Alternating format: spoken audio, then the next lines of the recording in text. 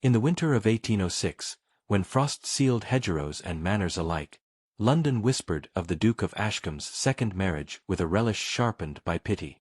He had been seen in black too long, they said, and now he chose usefulness over tenderness. Miss Eleanor Fairleigh arrived without fortune or fanfare, bearing a lineage clean enough to soothe creditors and a temper modest enough to offend no one. At church, gloved hands fluttered like moths, eyes measuring her worth. She heard nothing, yet every silence pressed upon her spine like snow. It marked the beginning of her unwanted visibility. Eleanor understood the bargain before vows were spoken, for England taught daughters to read rooms as scripture. Her mother's letters, carefully folded, warned that survival required calm usefulness and quiet pride. The Duke, she learned, desired a hostess, not a heart, a steward of mornings and lessons, not an equal at night. When he offered his hand, his voice was civil, low, exacting nothing beyond obedience. She accepted with composure that cost her breath. The congregation mistook restraint for contentment, and she allowed the error. Such errors, she knew, endured longest where women were expected to disappear politely forever silently. The Duke of Ashcombe had mastered absence long before grief demanded it. At 35, he wore authority as armor, tailored and impeccable, concealing scars left by devotion once lavishly spent. His late Duchess lingered in portraits and protocols, an echo permitted but never named. He ruled his household with schedules and distance, believing order the only mercy. When Eleanor crossed his threshold, he studied her suitability like acreage, noting steadiness, silence, and spine. Love had proven ruinous. Duty, he trusted, would not betray him again. Thus he spoke gently, acted correctly, and withheld himself with deliberate severity from all hearts. The wedding passed with polished brevity, a ceremony trimmed of sentiment as hedges were trimmed of excess. Eleanor wore calm like lace, intricate and fragile, while the Duke's gaze remained upon propriety alone. That evening, he explained the arrangements with candor mistaken for kindness. Separate chambers would preserve peace, expectations would preserve dignity. She thanked him, voice steady, and retired beneath unfamiliar ceilings. Alone, she unpinned her hair with practiced care, considering how a woman might inhabit a title while leaving herself untouched. It was a loneliness shaped not by cruelty, but by immaculate, inherited restraint and carefully taught silence. Morning revealed the estate's expectations with merciless clarity. Ledgers waited, children's lessons required supervision, servants watched for error. Eleanor learned names, habits, and hidden frictions, moving with economy through rooms echoing with memory. The Duke observed from a courteous distance, acknowledging efficiency with nods that neither warmed nor wounded. She discovered his children, solemn and observant, their grief folded inward like letters never sent. They regarded her as one might regard weather, cautiously hopeful, prepared for disappointment. Such first impressions settled quickly in houses where affection was rationed by precedent, and kindness was considered an indulgence rather than necessity there. Eleanor governed herself by small rules, believing precision might shield her heart. She rose early, corrected gently, praised sparingly, and listened deeply. When the children spoke of their mother, she did not interrupt or instruct, only received the words with reverence. This restraint distinguished her from pity. Servants adjusted their tone, corridors softened. The Duke noticed the change with faint irritation, as though a draft had altered familiar rooms. Control, once absolute, felt inexplicably negotiated. He told himself improvement was expected, yet expectation had never unsettled him before. The unease arrived quietly, bearing no name, refusing explanation or rational defense. Despite composure, Eleanor's nights were longest, measured by footsteps overhead and bells far away. She wrote letters she never sent, confessing fatigue to the page, then burning evidence by candle. Shame visited without invitation, whispering that usefulness was her ceiling. Yet she persisted, convinced dignity could be built like a wall, stone by stone. When the Duke passed her in halls, courtesy held, but something tightened between them, a silence learning to speak. Such silences precede either catastrophe or courage, and neither yet declared allegiance within the guarded marriage now unfolding under winter's impartial gaze and society's colder patience alike. London continued to watch, hungry for confirmation of failure. At dinners, Eleanor answered with grace sharpened by restraint, while matrons weighed her silences. The Duke defended her only by propriety, never by warmth, a protection precise and insufficient. Rumor sensed fragility and circled. Eleanor perceived the hazard and tightened her conduct further, resolving to offend neither man nor memory. Yet the children's glances lingered longer, and their steps began, tentatively, to follow her. This small allegiance unsettled the household, promising comfort while inviting consequences. No one named, especially a duke who trusted systems more than hearts and measured mercy cautiously. Eleanor felt the pressure of choice forming, though no decision yet demanded her voice. To stay required endurance, to leave required courage she was not prepared to claim. The Duke's reserve remained intact, but its edges frayed with observation. He noticed laughter he had not authorized, order he had not imposed. His authority held, yet certainty thinned. Between them lay a future undefined, shaped by glances, schedules, and the quiet persistence of care. Such futures often begin invisibly, acquiring gravity before participants understand their orbit. Ashcombe House waited, listening, as winter deepened its hold upon marriages built from reason alone. The season closed with snow and rumors unresolved. Eleanor stood at her chamber window, watching lamplight blur, aware that endurance had earned her no promise. Below, the Duke crossed the courtyard, solitary, precise, pausing as if summoned by thought. Their lives remained formally parallel, yet tension braided their days. In houses like Ashcombe, change announced itself quietly, then refused retreat. What followed would test whether duty could shelter hearts, or merely delay their reckoning. For now, the marriage breathed, waiting, its future unwritten beneath the cold, attentive stars, and every watcher sensed the story had only begun there, silently tonight. Spring crept reluctantly into Ashcombe, thawing ground but not custom, and Eleanor found her days thickening with responsibility. Tutors reported, tenants petitioned, and household rhythms bent subtly toward her calm authority. She neither sought favor nor avoided notice, believing steadiness its own shield. The children began to appear at her side unbidden, lingering during lessons, following her steps through galleries heavy with ancestral eyes. Their presence unsettled servants trained to distance affection. Eleanor accepted them without comment, offering consistency rather than indulgence. In doing so, she altered the household's weather, replacing chill obedience with something warmer, though unnamed entirely now. The Duke observed these changes as one observes hairline fractures in marble, too fine to name yet impossible to ignore. His children spoke more freely, asked questions, laughed softly, then glanced toward Eleanor as though seeking permission to exist. He approved improvements aloud, though privately bristled at the source. Influence, when unregulated, troubled him. He reminded himself that a duchess must guide youth. Still, guidance had never produced smiles. He increased his formality, correcting schedules, reinforcing boundaries, as if order might cauterize an encroaching tenderness he neither sanctioned nor understood. Such discipline comforted him temporarily alone in theory, only ever. Eleanor noticed the tightening but refused retreat, convinced kindness need not announce itself to endure. She offered the children tasks, not gifts, teaching them usefulness without fear. They responded with devotion expressed through effort, straightened books, careful greetings, quiet pride. One morning she discovered pressed violets upon her writing desk, their stems bound with thread. No signature accompanied them. The gesture pierced her composure. She stored the flowers between ledger pages, aware that affection, once planted, demanded tending. She also understood how such tenderness might be misread, weaponized, and punished by society watching closely, always with eager suspicion, alone nearby.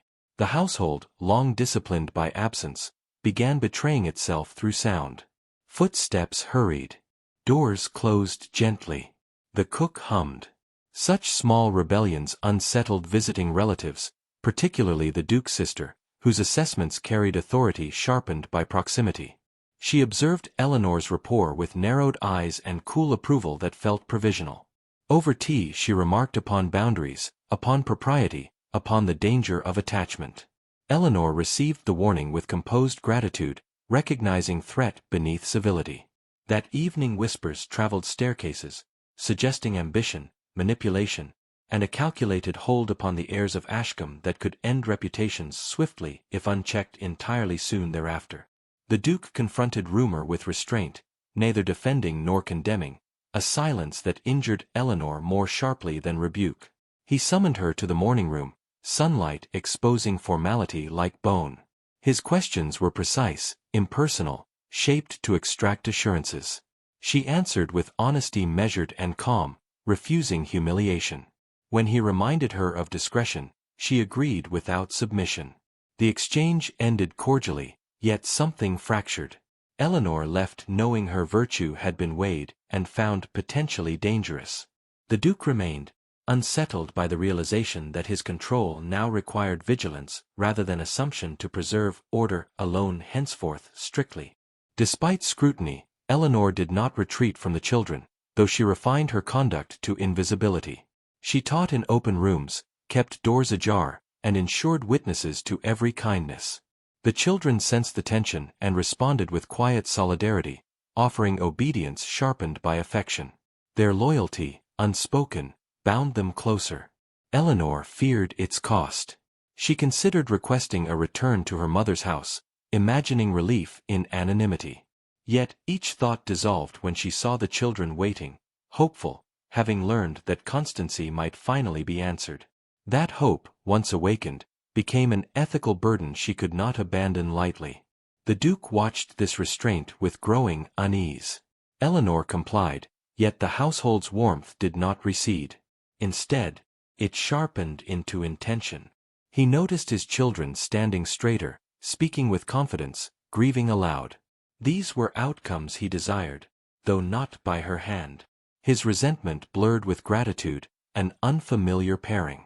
At night he walked the corridors, pausing outside her door, listening to nothing. He reminded himself that affection could be replaced, that tutors might suffice. Still he sensed a truth forming beyond governance. Some bonds once earned, resisted reassignment despite authority, tradition, and effort expended carefully alone by him. Scandal ripened when the Duke's sister departed abruptly, leaving concern behind like perfume. Invitations cooled. Letters grew formal. Eleanor felt the shift and understood survival demanded sacrifice. She began preparing accounts meticulously, planning contingencies, rehearsing departures. The children noticed her careful sadness and reacted with alarm, clinging quietly, obeying fiercely. One evening she found a childish sketch tucked beneath her napkin, depicting a woman between two smaller figures beneath a roof. The simplicity undid her. She folded the drawing into her sleeve, aware that affection now carried weight enough to bruise the heart and conscience deeply without permission or warning. Eleanor resolved to speak with the Duke, not in defense, but farewell. She drafted words designed to protect him, accepting disappearance as currency for peace. The thought steadied her. That night the house lay silent under snow, and she retired early, believing resolve sufficient armor. Upon her bed lay an envelope, clumsily folded, bearing no seal. Inside, a letter written in uneven script pleaded simply. The children asked her not to leave, declaring choice without coercion. Eleanor sat, breath failing, understanding the decision had been taken from her hands by love she never sought nor expected within such walls before. The letter's presence altered the house irrevocably, though no one yet spoke. Eleanor remained seated until dawn, recognizing the cost of staying and the cruelty of leaving. She folded the letter carefully and placed it beneath her pillow, as if proximity might lend courage. Downstairs, the Duke rose early, unsettled by an unease he could not discipline away. He paused outside Eleanor's door, unheard, uncertain. Between them lay truth neither had planned. The children slept, unaware they had forced a reckoning. Ashcombe held its breath, aware that morning would demand more than duty alone from hearts long restrained by fear. Morning arrived with a pallor that matched Eleanor's resolve, and she rose as though obedience alone might steady her pulse. The letter remained beneath her pillow, its presence both anchor and ache. She dressed carefully, choosing restraint as armor, then descended to fulfill routine with deliberate grace. The household sensed disturbance without understanding its cause. Voices softened, glances lingered. Eleanor carried herself with heightened care, knowing that any misstep now would echo. The children watched her from corners, quiet and intent. She smiled when she could, preserving normalcy, though each breath felt borrowed from courage she scarcely possessed. The Duke awaited her in the study, having summoned her with courtesy that betrayed unease. Sunlight slanted across shelves, illuminating order he trusted more than feeling. He began formally, addressing rumor, consequence, reputation. Eleanor listened, hands folded, expression serene. When he paused, she spoke of departure. Not accusation, not plea, but decision shaped as duty. She explained that her presence endangered his standing, that affection had exceeded allowance. Her voice did not tremble, though her resolve did. She offered gratitude for respect given and asked only swift permission to withdraw. Silence followed, thick and disorienting, as if structure itself had faltered. The Duke had prepared arguments, not renunciation. Her calm unsettled him more than defiance could. He responded with careful restraint, questioning necessity, citing outcomes improved. Eleanor acknowledged improvement without claiming credit. She insisted usefulness had become liability, that discretion demanded sacrifice. When she spoke of the children, her voice softened, betraying cost. He watched this fracture with growing awareness that authority had failed to anticipate consequence. For the first time since his wife's death, he confronted the possibility that order, when absolute, could wound more deeply than chaos. The thought unsettled him profoundly, eroding assumptions he had never tested. Their exchange ended without resolution, deferred by habit rather than agreement. Eleanor returned to her duties knowing departure remained imminent. The children sensed finality and withdrew into anxious obedience. That afternoon, the Duke encountered the letter accidentally, having entered Eleanor's chamber to retrieve documents she had packed for him. It lay upon the bed, plain and damning. He read slowly, compelled by unfamiliar handwriting that spoke without guile. The words dismantled defenses he had honed for years. Choice, affection, loyalty, these were terms he had relegated to sentiment, not governance. Yet here they stood, claiming space within his household without permission. He folded the letter with care he had not practiced in years and stood motionless, breathing as though surfacing from water. The children's faces rose unbidden in his mind, altered by warmth he had not authorized. He recognized grief's long reach, how his fear of loss had starved others of presence.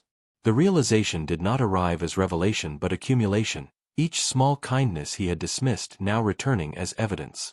He understood, with unwelcome clarity, that Eleanor's influence was not subversive but restorative. What threatened him was not scandal but vulnerability, the prospect of needing what he could not command. That evening he sought Eleanor again, not as Duke but as man unmoored. She received him with composure tinged by fatigue. He spoke plainly, abandoning protocol. He admitted fear of replacement, of loving after loss, of failing those already entrusted to him. His voice faltered only once, when he named his late wife without comparison. Eleanor listened without triumph, offering neither absolution nor judgment. She spoke of endurance, of choosing dignity when affection was withheld, of loving without guarantee. Her words did not accuse, they illuminated.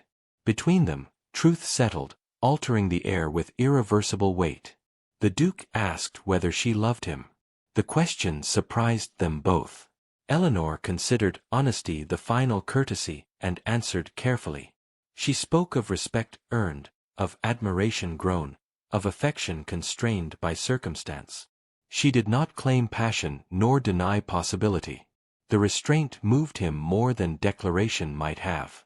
He confessed that love had frightened him into rigidity, that distance had masqueraded as virtue.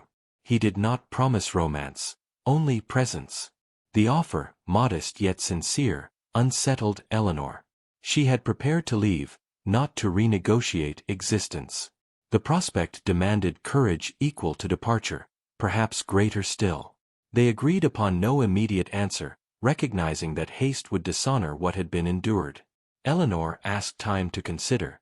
The Duke consented without command. That night the house slept uneasily, aware of transformation imminent. Eleanor lay awake, letter in hand, contemplating futures that no longer aligned neatly with sacrifice. Downstairs, the Duke sat before dying embers, confronting grief long postponed. Each understood that choice now belonged to them, not society. The children slept, unaware that their simple plea had shifted power from title to tenderness. Ashcombe waited, poised between what had been endured and what might yet be claimed. Morning light would demand decision, yet night granted clarity. Eleanor recognized that leaving would preserve pride but fracture bonds earned honestly. Staying risked heartbreak but honored truth. The Duke acknowledged that authority without affection hollowed lineage into form. Both sensed that love, once denied, had asserted itself quietly through devotion unasked. As dawn approached, Eleanor placed the letter upon the table between them, a silent testament. He looked at it, then at her, understanding that family had chosen her already. The question remained whether he possessed courage to choose likewise. In that unresolved space, hope flickered, restrained yet persistent, promising resolution beyond fear. Irrevocable clarity settled upon Ashcombe as dawn unfurled pale light across stone and glass. Eleanor entered the breakfast room composed, though resolve trembled beneath silk.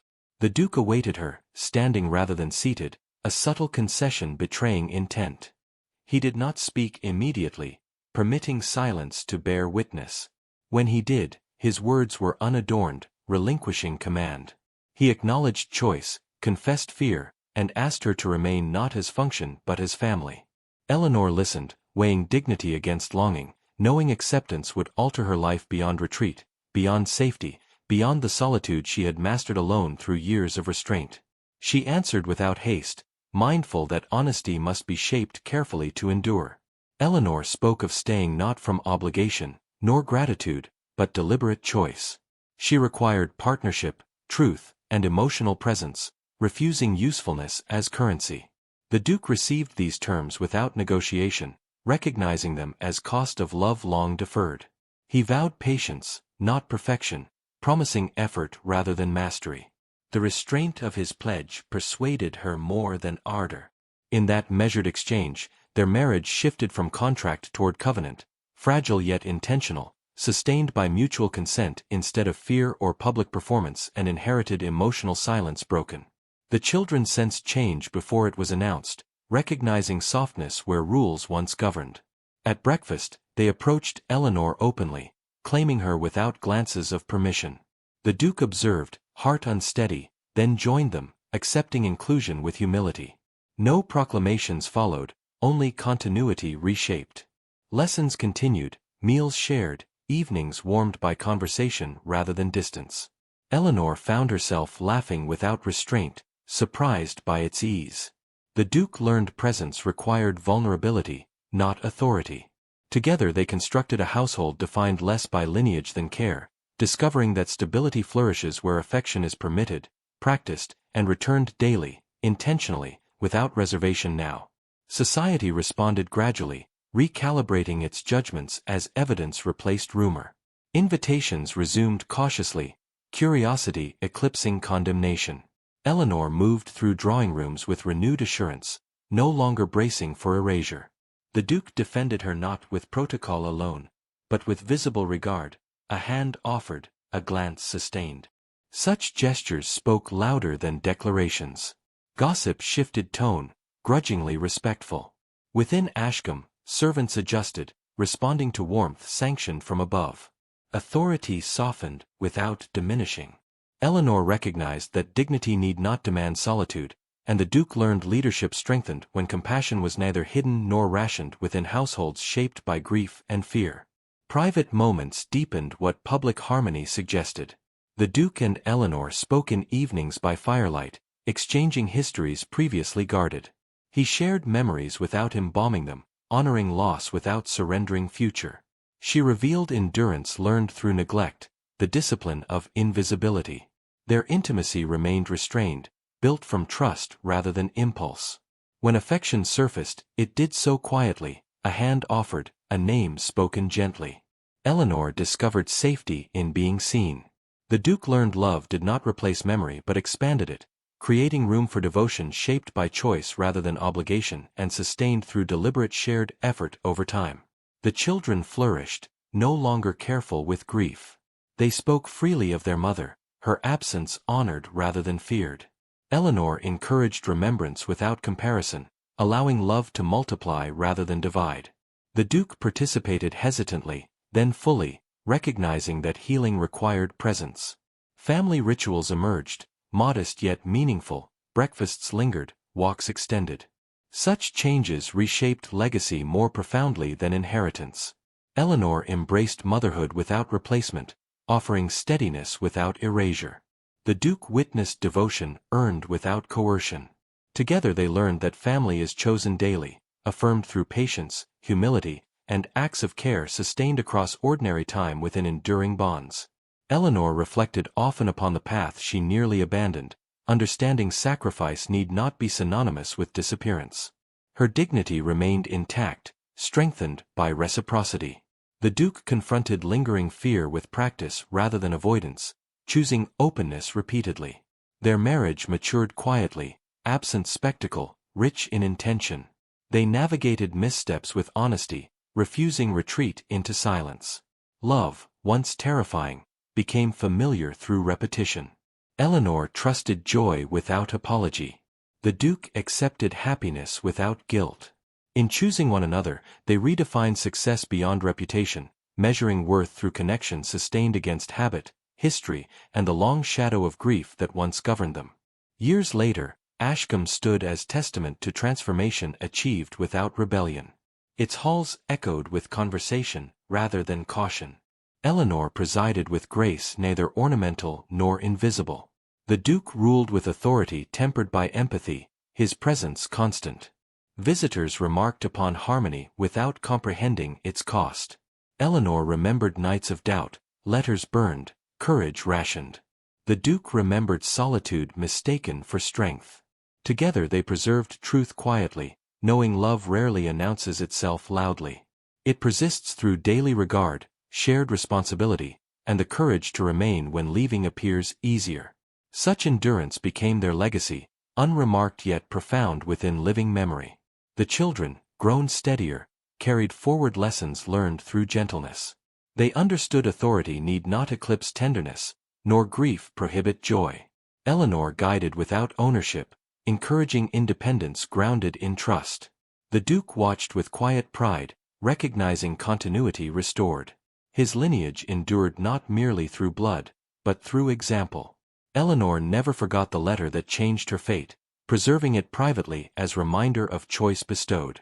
It symbolized love's insistence, arriving unbidden yet transformative.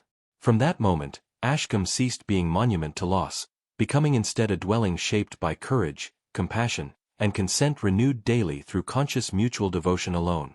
Thus the marriage once defined by duty found fulfillment through deliberate love. Eleanor remained not because she was chosen for convenience, but because she was chosen fully. The Duke learned that devotion need not erase grief, only coexist with it.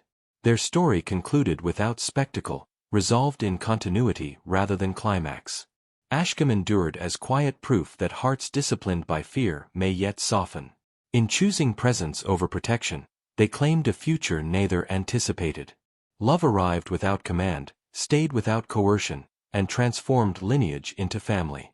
Such endings rarely dazzle, yet they sustain generations, enduring where passion fades gracefully.